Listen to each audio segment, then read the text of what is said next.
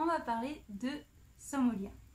Somalia, alors je ne pense pas que ça se dise comme ça, mais bon, c'est pas grave. Alors c'est une destination où finalement la destination n'avait pas tellement d'importance, c'était plutôt le trajet qui comptait. Je sais pas si vous avez déjà entendu des proverbes comme ça, mais alors là c'était exactement ça. Ce qui s'est passé, c'est comme j'ai dit dans l'ancienne vidéo, c'est que on a vu que le petit patelin était accessible à pied, c'est tout, et on a fait ok, on y va, sachant que c'était 10 km.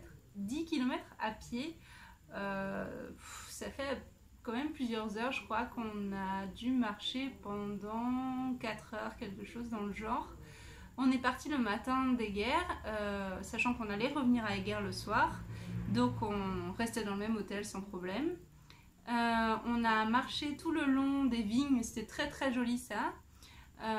Après on a croisé par hasard, on ne savait pas qu'il y avait ça, mais plein d'espèces de maisons troglodytes, parfois glauques, parce que bon des fois il y avait des animaux morts, ce genre de trucs, mais parfois vraiment très magiques. Ça ressemblait vraiment à Le Hobbit, tu vois. Clairement, on s'est murmuré certaines chansons du Seigneur des Anneaux en parcourant ça.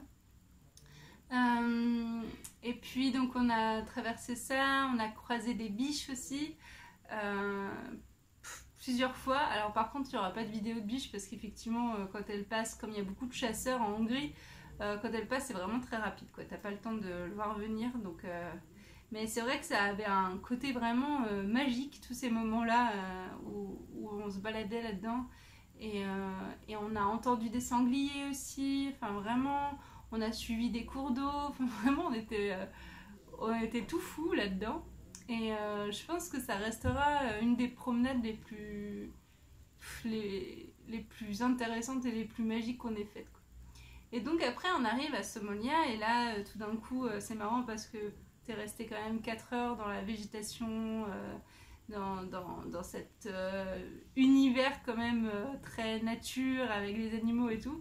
Et là tu arrives dans une ville, t'es un peu ok, il s'est passé un truc. Et du coup dans cette ville c'était vachement cool parce que c'était une petite ville de Hongrie, donc aussi on voulait aussi ce côté authentique, et donc on l'a eu à Somalia à ce moment-là. Les gens ils étaient très très étonnés de nous voir.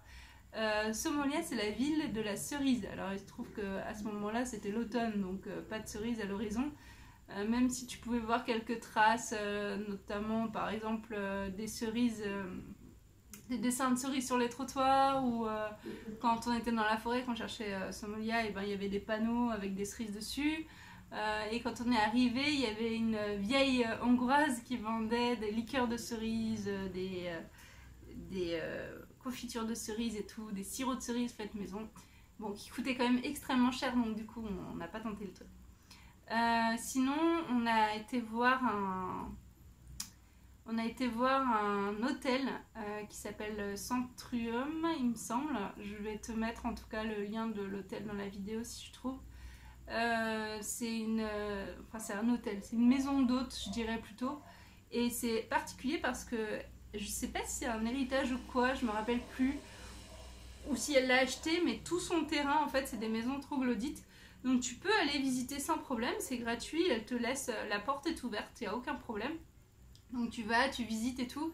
Et en même temps son mari c'est un artiste et il n'arrête pas de creuser en fait, de continuer à creuser dans cette roche. Parce que la particularité de cette roche en fait dans cette région, c'est qu'elle est très friable. C'est pour ça qu'on voit beaucoup de maisons troglodytes là-bas. Et du coup, lui, il s'amuse avec ça. Genre, il te crée des sculptures pas possibles. Et justement, il a créé aussi plein de chambres d'hôtes, de chambres d'hôtel ou d'hôtes, qui sont creusées comme ça dans la roche. Alors, soit s'y était déjà, soit c'est lui qui l'a créé. Et c'est rigolo parce que il y a par exemple une chambre qui est totalement dans l'univers, tu sais, ah oui, c'est ça, la famille Pierre à Feu, mais clairement, tu vois, genre c'est pas caché du tout. T'as les draps léopards et tout, c'est vachement fun.